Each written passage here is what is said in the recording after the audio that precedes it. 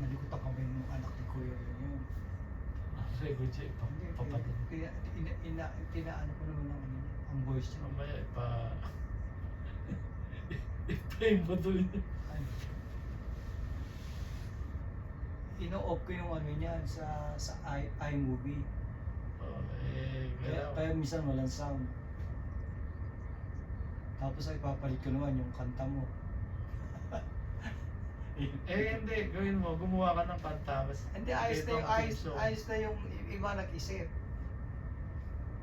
Kasi mahirap mag-isip eh. Madali lang, para ka lang sumulat sa kapwa, sulat sa letter. Patula.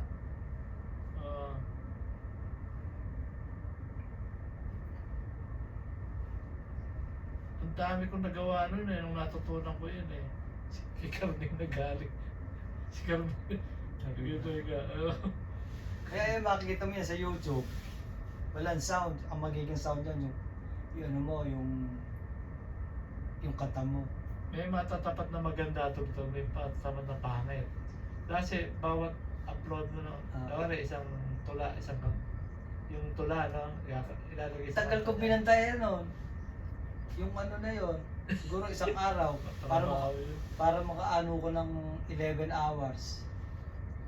Maganda eh, gumawa ka ng mas maganda yung mga Kaya meron ako 11 hours na puro paulit-ulit lang na yun.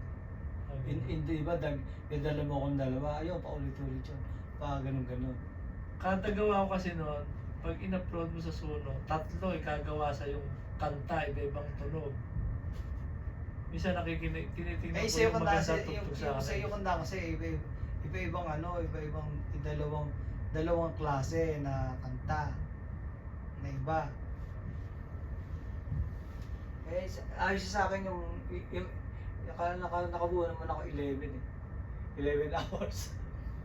Puro isa. Gumawa ka ng version mo. Pag natapos yung isa naman. Maganda yun. Tapos babalik ulit sa isa. Balik na naman nun. Kaya 11 hours. Habang nag-ano nga ako, naggagala ako eh. Tumutugtog siya. Naka-bluetooth. Napakinggan mo ba yung tula ni Nanang Ebeng? Hindi. Mahaba yun. Kay Kuya yun eh. Mahaba yun. Oo, nilagay ko rin sa Suno, kaso naputol. Pero may magandang kanta roon eh. Mahaba yun. Ayaw ko nasaan na yun.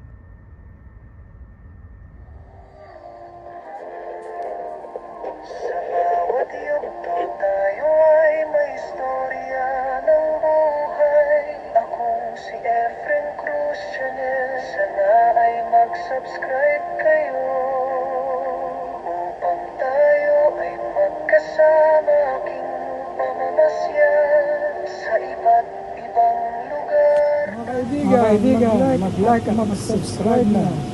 Tara na! Subscribe ka na! Tara na!